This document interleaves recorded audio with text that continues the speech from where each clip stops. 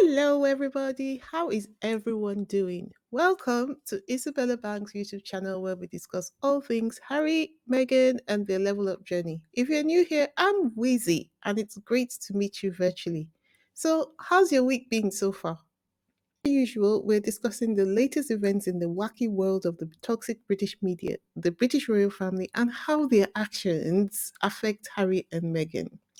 So last week, the Daily Beast put out this article announcing that Prince William planned a return to duties as a work from home royal. The article said a friend of the couple told the Daily Beast, in many ways, the next few weeks and months will be a template for his future reign because he will have similar personnel available after he succeeds to the throne, even if that doesn't happen for many years. I think you'll see him try and balance the demand of state with the demands of being a good family man, taking care of his sick wife and making sure his kids are doing okay. I'm sure that will mean doing more stuff online. He can work from home and do hybrid working a bit. Frankly, it has more impact because it reaches people. Guys, can you hear this? Oh my god. Work from home royal. I think this is the reason why people have now crowned William the digital prince, right? Is this not the same thing Harry and Meghan asked to be able to do? And they said no. Well, what do you know that their very suggestion has formed the basis of a recommendation which William has now co opted for himself? Oh, I laugh in Swahili. Anyway, another source, a former royal courtier, told the Daily Beast William and Kate had hoped to have several decades as Prince and Princess of Wales, and God willing, they will still get them. But what is interesting about the next few months is that William is being forced into a dry run at being king much sooner than he might have imagined such a thing would come to pass. But there will certainly be some fascinating strolls in the wind about what the reign of King Billy will look like. Hello? All these articles of him saying that he's ready, he's been ready to take over the throne have been floating about for the longest time. So what are you talking about? Of course he doesn't welcome it. He has been saying, "I'm ready, give me the throne," for the longest time. Anyway, we continue. One thing that seems certain when talking to friends and advisors of William, both recently and over the past years, is that he has no intention of emulating his grandmother's model of doing several hundred engagements a year and being patron of hundreds and hundreds of charities. Instead, the goal will be to represent less causes but have more impact, to use a favored term. Indeed, William himself said as much in uncompromising comments made to print journalists accompanying him on a trip to Singapore in November for the Earthshot Prize, which aims to develop technological solutions to the climate crisis. Well, ordinarily, this should not be a problem. It's just that William has had a history of avoiding work. I think I remember him saying that he didn't want to be part of the Commonwealth. He doesn't want to be the head of the Church of England. He doesn't want to do this. He doesn't want to do that. So, what do you want to do? Is the question, really. And the kind of king that he wants to be seems to be like someone who wants to be an isolationist king, going back to the days when the UK was the superpower with many nations in their common of nations. But that is no longer the case. So, this is the reason why the Queen wisely fostered relationships with many nations and got their cooperation over things. And that's one of the reasons why the royal family became a useful tool in soft diplomacy, because the presence of the Queen, I'm sure, must have been used to smooth over many an awkward situation which could have resulted in hostile relationships between various nations. But when the Queen steps in, because of the respect she was able to generate and foster, it just seems like that is something that could be used in their negotiation bag. Like, okay, we want you to do this. And if you agree to do it, the Queen will visit. And a promise like that would have been seen to be weighty enough to gain the cooperation of the difficult party in the conversation. Famed royalist defender Karen Arms had this to say about William's intention to return as a work from home monarch. Like, why not use AI for future monarchs? It wouldn't be any different. Hashtag Prince William, hashtag lazy prince. When I tell you how I choked at her response. Woo! And the fact of the matter is that there are a good many individuals like her. They may not have turned towards Meghan, but they turned away from William, which a win is a win, however, it's gotten. Turning away from William and reducing the number of people who are producing hateful content on social media is a win. Anyway, let's look at the palace's announcement of William's return to public duty. The Prince of Wales will visit Surrey and West London on Thursday, 18th April, to spotlight the community and environmental impact organizations in the area are having through their work. The Prince will then visit a youth centre in West London, which receives regular deliveries of surplus food from surplus to supper, and will hear about how this helps the young people it supports. Anyway, this charity, which is the redistribution of surplus food to avoid food waste, is the same kind of activity that King Charles did on his birthday. What this tells me is that the PR team have been telling William that all his previously announced mission statements have all been a complete miss. I mean, peace in the Middle East, every time he put out a statement, he got it wrong.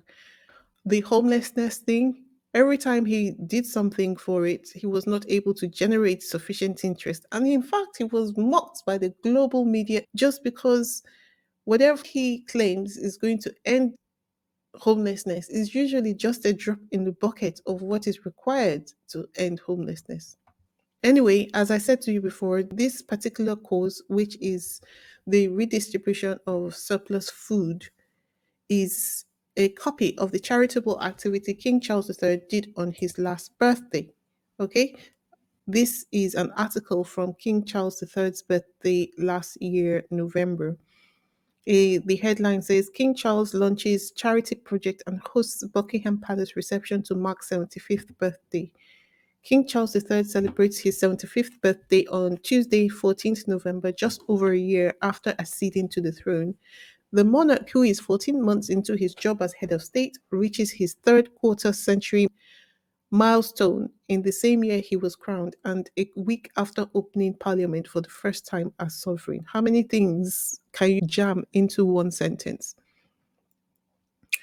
He will spend his 75th birthday working, and the occasion will be marked by gun salutes across the capital. Charles will officially launch the Coronation Food Project with the Queen, which aims to bridge the gap between food waste and food need.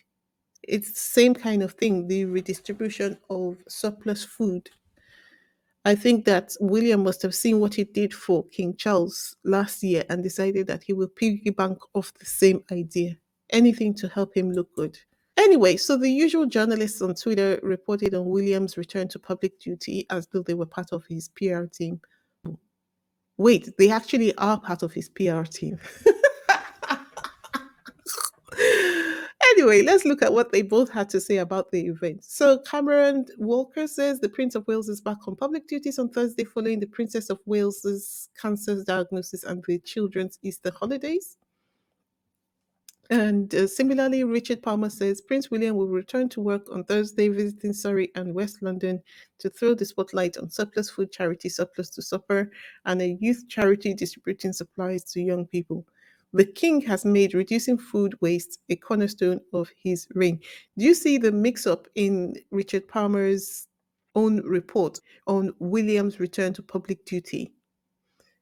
Seems like this he just copy and pasted a tweet that he had made on behalf of King Charles's public engagement about the same charity. Anyway, goes on to give some more details about the surplus to supper charity.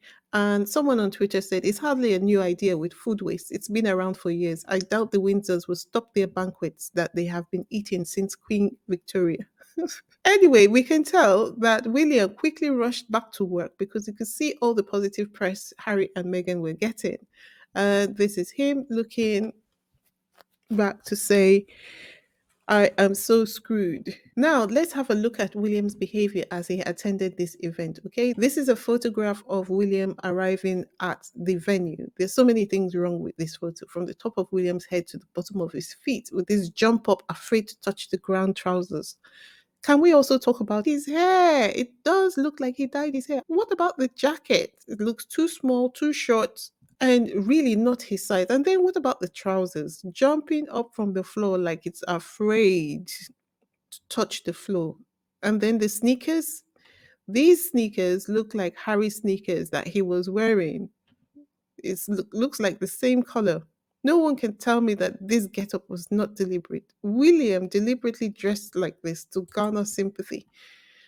You see that this is what Rebecca English had to say about William's appearance. Like she says, though William's appearance today was welcomed, you could see small signs of the recent months have taken on him. This is why we shouldn't expect a return to his full duties anytime soon. Really? This to me just shows that William is a method actor.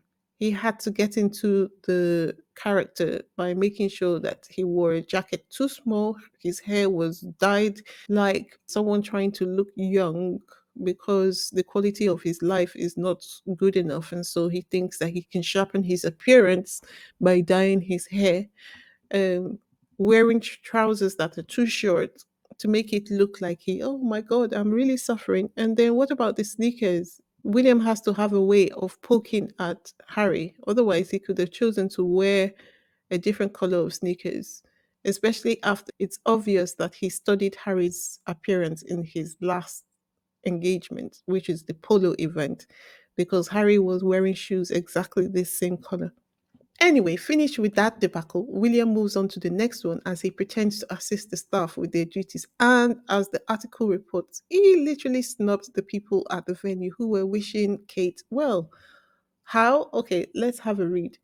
So it says Prince William was handed get well soon cards for his wife and father by a well wisher Thursday as he's made his first in person appearance since Kate revealed her cancer diagnosis. The prince appeared to be taken aback by the gesture and swiftly changed the subject, lighting on a pan of spaghetti hoops as a conversational prop. Although there is no suggestion charity worker who handed him the cards had anything other than the best intentions, Kensington Palace and William are likely to be irritated at the distraction as they try to return to business as usual during William's first job back in the saddle after he spent the Easter holidays focused on his family. Ish! Show me a rude future king, and I will show you Prince William. This rude, boorish behavior is exactly the template that we are to expect from William in the days to come. And he is going to have Kensington Palace backing up his bad behavior. Because if the people who he had gone to do this charity event with had not made some gesture or sort, they would be the rude ones. Ignoring their gesture because you're uncomfortable means that you are someone who is not comfortable with social norms, because it is perfectly normal behavior for people to express their sympathy as you're going through a hard time before getting onto it. Is actually proper etiquette for them to refer to you, the difficult time that you're going through, and express their sympathy with you before moving on to the event of the day. And the fact that the Kensington Palace are going to be conjointly irritated with William at the fact that these people tried to empathize with him over the difficult time he's going through just goes to show you that he never gets good advice from his advisors. Anyway, before we dive deeper, if you're new here, I extend a warm invitation to join my vibrant community. For those of you who have just started following the controversy between Harry and Meghan and the British royal family, it must really feel like the scales of deception have just fallen off your eyes and now you don't know what to believe. Don't worry, I'm here and I have been there. On a daily basis, I also find myself gaining a better understanding of different issues which I had not understood. Completely understand where you are and where you're coming from. This is why channels like mine are here. We don't just skim the surface of the news, we delve into its implications, attempt to verify the news, analyze it, and sometimes we even take action. So, whether you're just seeking news updates, analysis, or seeking to engage, there's something here for anyone. If you have previously visited my channel but you haven't subscribed, welcome back. If you haven't already done so, please hit that subscribe button and hit the like button. To all my loyal subscribers, a heartfelt thank you for being a part of my community. Please don't forget to hit the like button and leave a comment in the comment section. If you don't know what to say, just leave a heart emoji or some other emoji expressing your appreciation of the content in the comment section. Thank you. Anyway, let's continue. So now you can see that William must have been more irritated that he had to come back to work before he was ready. Perhaps that was why he was so irritated with someone who was just trying to express their normal feelings with him as he returned to public duty. Look at what this person on Twitter had to say. Prince Harry's brother, whenever he plans to stay on a permanent vacation, then Harry comes out raising money for charities left and right. Now he's forced to come outside. I know he's sick of Harry. And this person below says this is why they hated Harry and Meghan, because they know they are the real deal. And when they come around, the others look lazy as F. Meanwhile, the reality of the situation is that they were only able to get William out of the house because Meghan launched her jam. We don't know whether the jam is going to be one of the products that will be sold from her company, though. But the buzz that the media has made about it already just seems like she had taken over the best company in the entire world. Look at this article that reported on this. It said the announcement comes on the day that William's sister in law, Meghan Markle, launched the first product from her new business venture, American Riviera Orchard in California, sending influencers and friends a jar of branded strawberry jam. If you have seen any influencer, can you let me know who the influencer is in the comment section? But so far, I've only seen that she has sent her jam to her friends, right? Another person who was affected by the launch of Megan's new brand was Camilla. Megan's launch must have really driven them into a tizzy. Maybe that's the reason why we were seeing all those articles urging Megan to be considerate of Kate's illness while she went about her business before she actually commenced the soft launch of her new brand. Because Camilla also was seen suddenly coming out from the woodwork to host young people from the domestic violence charity. Can we think about this for a second? Camilla, who was the third person in her current husband's marriage, hosted the young people. Camilla, who connives to date with the paper who her stepson is suing, is hosting the domestic violence charity. Just so that you can get that. Because the article said Queen Camilla heads to Buckingham Palace where she will host young pioneers from domestic violence charity Safe Lives as she returns to work following the Easter break. Suddenly, as Meghan launches her own brand, then Camilla returns to work. Okay, then. All of this to compete with Harry, who is naturally gifted. You can't compete where you don't compare. At this point, Harry and Meghan need to go full throttle without any consideration of the royal family and completely blow them out of the water with their skills and money making abilities. I appreciate their slow ascent though, because I think they were creating room for conversations to be had, potentially with the view to settling with either Harry and Meghan's family. They had to be seen to be showing respect and support to the royal family, and they have done that. And they also had to allow the British royal family and the media behave in a way that exhibits to the entire world the reason why they had to move away without them having to say a word.